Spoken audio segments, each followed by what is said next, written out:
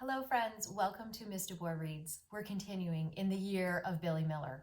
We are on part 3, Sister, and we are on chapter 4 today. What's this? This is simulating the kind of sack that Sal is always carrying with her drop sister stuffed animals. She doesn't go anywhere without it.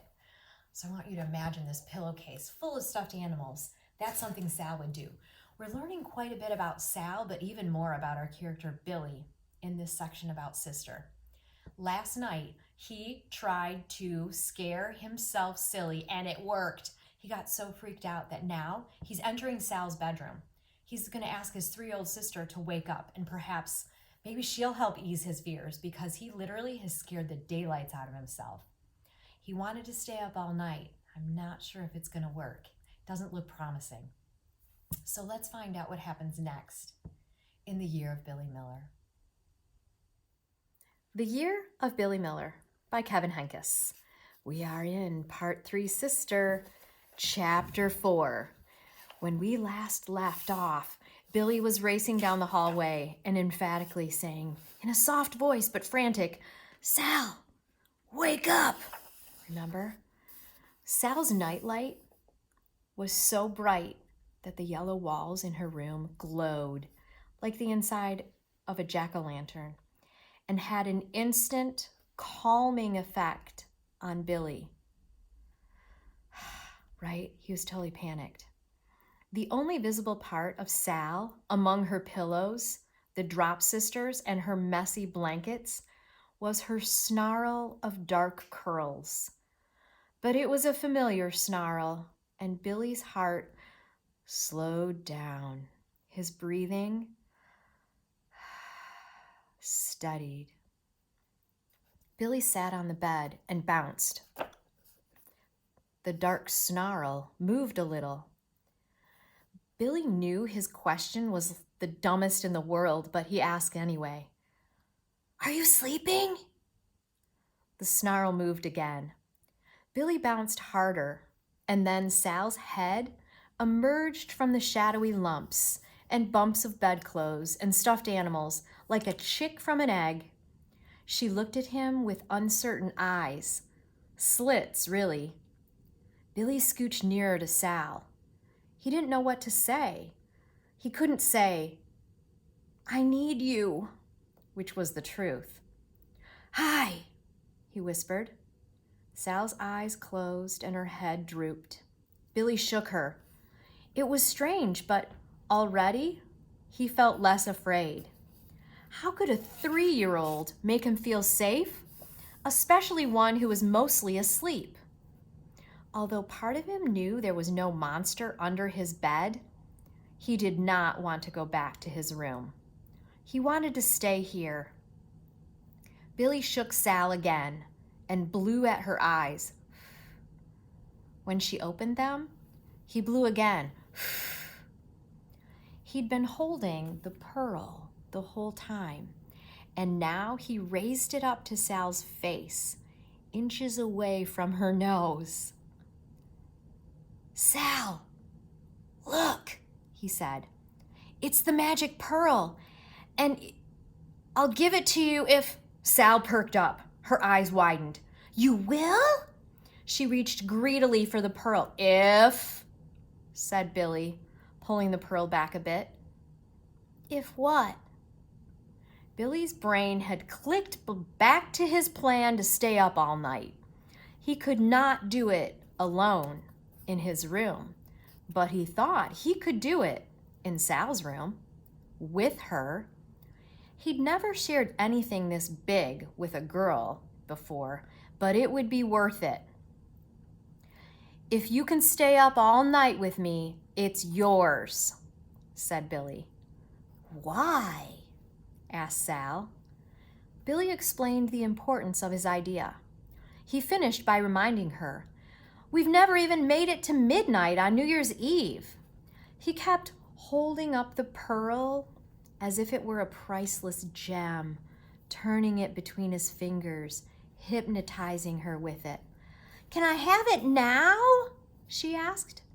"You can borrow it," said Billy, "but you can't have it until morning." How long is it till tomorrow? Asked Sal. It was a good question. I'll find out, said Billy. He went to check the digital clock in the bathroom. He was relieved that he didn't have to pass his room to get there. Still, he was cautious and quick. The red numbers on the clock were clear and bright. 10:32. Right? I'm going to show you on a face clock just to add a little learning in here since we've been practicing telling time. So 10:32 would look like this. Little hand is on the 10. Well, here's 10 o'clock, right? Big hand on the 12. When it's 10:30, remember, little hand moves between the 10 and 11, and there's 10:30, but then it's 2 minutes more. Aha. See this clock right here? This shows 10:32 on our face clock. So cool. On our analog. Back to the digital. That's what he's looking at. 10:32? We've got a long way to go, he thought, feeling some of his optimism drain away, right? If it's only 10:30, it's like it's almost, a couple hours from midnight already. He's like, I don't know if I can do this. Boy, back in Sal's room, he crammed her throw rug under the door and flipped on her overhead light. They both blinked, adjusting to the change. Now it'll be easier to stay awake, he told her. Sal was fingering the pearl with loving care. How long till tomorrow? She asked again. A long time, said Billy, but we can do it.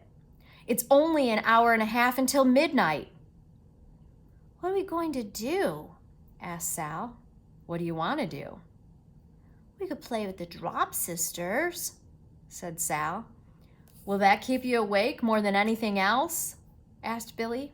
He was willing to do whatever it took to achieve his goal. Sal nodded. Okay, said Billy. How do we play with them? You tell a story about them and you move them around like this. Sal slid off her bed, pulling the Drop Sisters with her. She placed them in a circle on the floor. She picked up Raindrop and swooped her back and forth through the air. One day, Raindrop flew. I'm a bird. Shh, Billy murmured. Your turn, said Sal. Billy chose one of the Drop Sisters. He didn't think he could do this. He felt self-conscious. He wouldn't want Ned to see him now, or Emma. Right? It seems kind of babyish, right? He sighed. Finally, he said, one day there was a big explosion and the unlucky Drop Sister felt the jolt like lightning. He tossed the stuffed whale up a few feet and let it fall and tumble. She was stunned, he said. Then the doctors came to do CPR. Billy took his fist and pumped the unlucky Drop Sister's midsection, quietly grunting with each thrust. Stop, said Sal. You're hurting her. It's okay, Gumdrop. She pulled Gumdrop to safety on her lap. You didn't even know her name, she scolded Billy, glaring at him. Sorry, said Billy. Papa knows all their names. Sal gathered the other Drop Sisters and piled them on and around her. Maybe you could just tell a story and not touch them. Her arms circled them, protecting them. No more explosions. Billy wasn't good at telling stories the way Papa was. He was better at doing things. He had a feeling that this night would be longer than he imagined. He glanced around the room with the hope that something on Sal's walls or shelves would trigger an idea. Billy noticed that Sal's eyelids were lowering again. Hey, Sal, can I use that? He motioned to the dingy pillowcase in which she carried the Drop Sisters. It was crumpled up at the foot of the bed. What are you going to do with it? It's a surprise. You'll like it. Can I use it? Sal considered Billy's question. Remember the pearl, Billy said, even though he knew one had absolutely nothing to do with the other. All right, said Sal. Billy took the pillowcase, filled it with clothes from Sal's dresser, and bound the open end with one of her stretchy hairbands.